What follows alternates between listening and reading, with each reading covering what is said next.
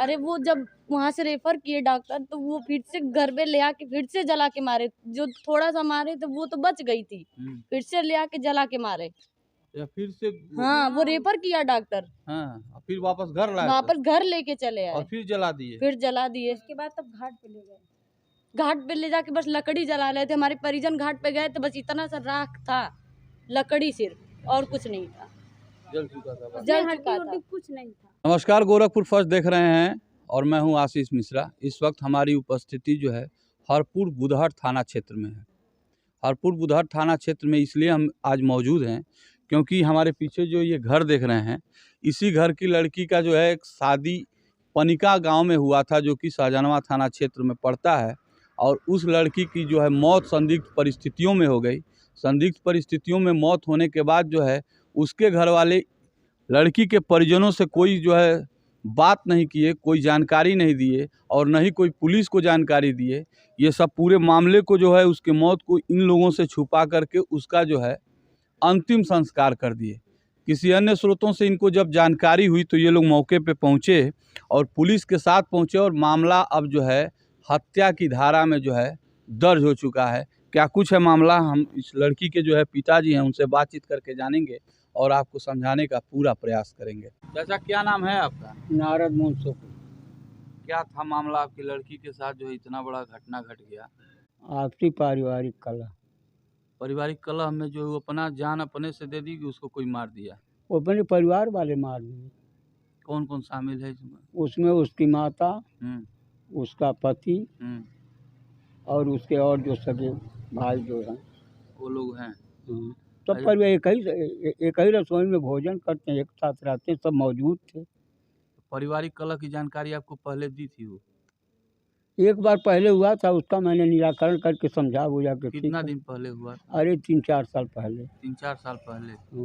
तो अभी आपको जो है 3-4 साल बाद वो किसी कलह की जानकारी नहीं? कुछ कोई बात नहीं थी। उसके बाद सभी लोग मिलजुल के रहते थे। उनका पति हमारे लड़के की शादी था उसी में आया था।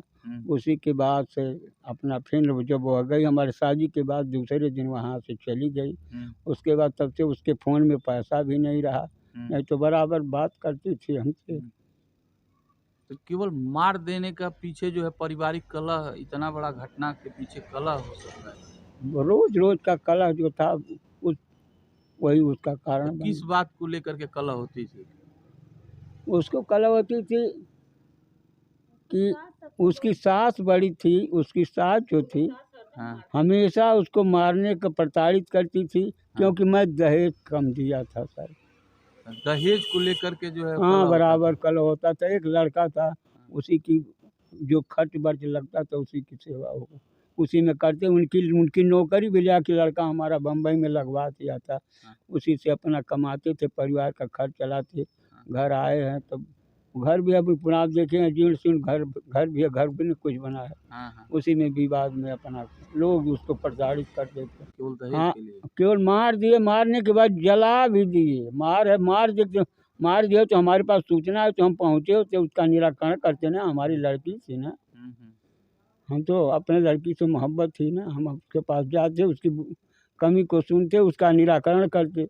लेकिन वह कुछ भी हमको सूचना उस मारने के बाद उसको जला, जो कि हमको बताए भी नहीं कि हम क्या करने जा रहे हैं, क्या हो रहा है। कोई भी परिस्थिति, एक लड़का भी था, लड़के को घर में से बाहर निकाल दिए। और आपको सूचना कैसे मिली?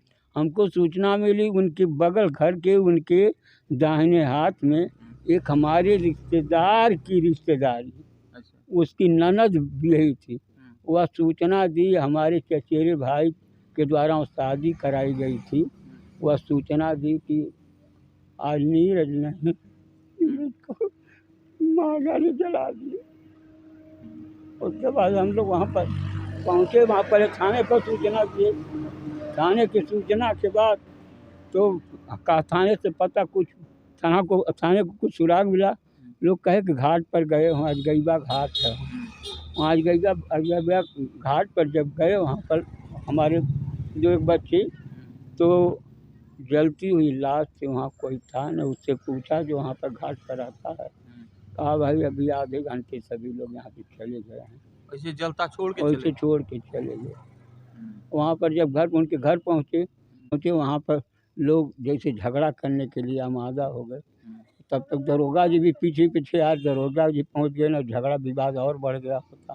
हाँ, वहीं पर सभी लोग को बैठाया उठाया और लोगों को जो थे उनको अपने पकड़े और अपनी गाड़ी पे बैठा के भेजे। एक बुढ़िया जो थी खेत में भाग रही थी, वही बुढ़िया जो उसकी सास थी, उसको पकड़ करके ला के उसमें बैठा तो मुकदमा दर्ज हो गया इसमें। मुकदमा दर्ज। अभी आप क्या चाह रहे हैं?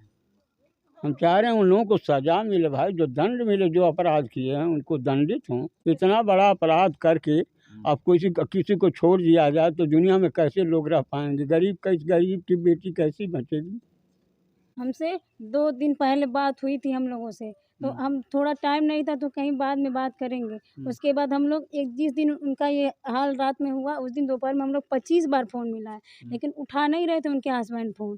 किसी भी तरीके से हम लोग कह रहे दे दीजिए, बात करवा दे, कह रहे नहीं अभी काम करेंगे, बाद में बात करेंगे। उसके बाद ले जाके किसी भी तरीके से बात करा तो वो ये बोली कि हम आ रहे हैं घर, पापा से बोल देना दहेज नहीं दिए हैं। हम लोग कहा ठीक है आओ। उसके बाद फ़ोन कट गया। उसके बाद वो बात भी नहीं की। अब फ़ोन वो अपने पास रखते थे। जब भी हम लोगों के पास फ़ोन करती थी तो बगल में वो रहते थे, हम लोग जब बात करते थे, इसीलिए वो ज़्यादा बात भी नहीं हम लोगों से करती थी। जब से हमारे घर से इस बार गई थी हमारे भाई की शादी के बाद, तब से हम लोगों से बात नहीं। उसके पहले बुढ़िया बोल रही थी, बुढ़िया बहुत ज़्यादा करकश की है। हम लोग कहें बताओ कुछ काम कहें नहीं ऐसे रहने तो हम मैनेज कर लेंगे। इसके ज़्यादा हम ध्यान भी नहीं दिए। हम कहें ये है ना, हम कहें ठीक है कोई बात होगी तो बताना, लेकिन वो बताई नहीं। हम लोग ये नहीं समझ पाए कि रात में ये लोग उनके साथ क्या करेंगे। और रात में 8 बजे के बाद ये सब कांड किए वो लोग। सुबह से खाना भी नहीं खाई थी, खाना बना के सबको खिलाई, सुबह में खिलाई, शाम को भी खिलाई। खाना वाना सब लोग खा चुके, लेकिन ये नहीं खाई थी। इनको घर में ये जब आई शाम को खाना नहीं खाए, सब लोग खा ले। घर में जाके जो हमारे जीजा लगते हैं संजय पांडे, वो इनको मार दिए, किसी तरीके से उनको मार दिए। उसके बाद वो द्वेष में आके कमरा बंद के बच्चे को अपने बुलाया। उसके बाद कहीं तुम बाहर चले। उसके बाद उनको कमरे में ही जला दिए। जला के बच्चा बोला घसीटते हुए बाहर लाए। तब जला दिया? वही उनके परिवार वाले सब लोग मिल के। कौन कौन था उस वक्त? उनके परिवार में एक थे उनके हस्बैंड, 2 उनके बड़े भाई थे और उनके बड़े भाई के 2 लड़के थे। 5 लोग उनके घर में मौजूद थे। ऐसे कमरा था, उसी सामने घर के खटिया बिछा के सब 4 लोग सोते थे। खाली यही मतलब जो एक बीच वाले उनके घर पे रहते हैं, वो दूसरे घर पे सामने था, वहीं पे बुढ़िया और वो ये दोनों लोग वहीं पे सोते थे। अब बुढ़िया सारा जर तो बुढ़िया है, जरा भी सपोर्ट नहीं दिए उनके पति, जरा भी सपोर्ट नहीं दिए, नहीं तो ऐसा हाल नहीं हुआ होता। उसके बाद जला के बुढ़िया कारण है, बुढ़िया। उसके बाद घसीटते हुए लिए। उसके बाद वो जिंदा थी। उसके बाद बोली हमको पानी चाहिए, तो पानी नहीं दिए, लोग दूध पिलाए। उसके बाद खड़ा करके पैदल ले जाके गाड़ी में एम्बुलेंस बुला के उसमें बैठाए। उसके बाद वो हॉस्पिटल भी उतर के वहाँ अंदर तक गई, अपना सिग्नेचर भी की वो। अच्छा ये खुद? हाँ, वो जलने की 50% वो जली थी, 50% वो जिंदा थी।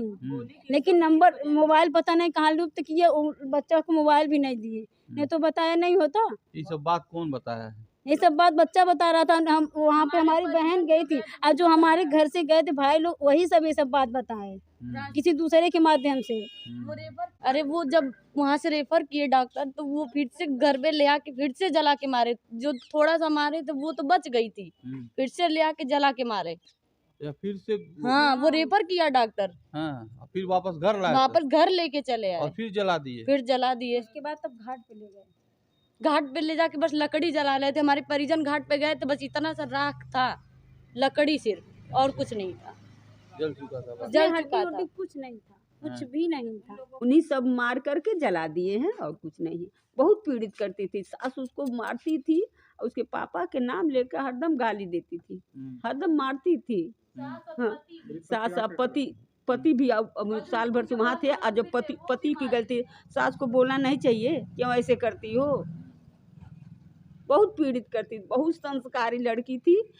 मार करके सब लोग जला दिए। अब यहाँ पर सूचना नहीं दिए कि आपकी लड़की, उनकी लोगों की गलती थी, सूचना नहीं दिए। तो आपने सुना लड़की के परिजनों का पूरा बयान। बाकी जो है अपनी प्रतिक्रिया हमें कमेंट में जरूर बताएं। मिलते हैं अगले खबर के साथ, तब तक के लिए नमस्कार।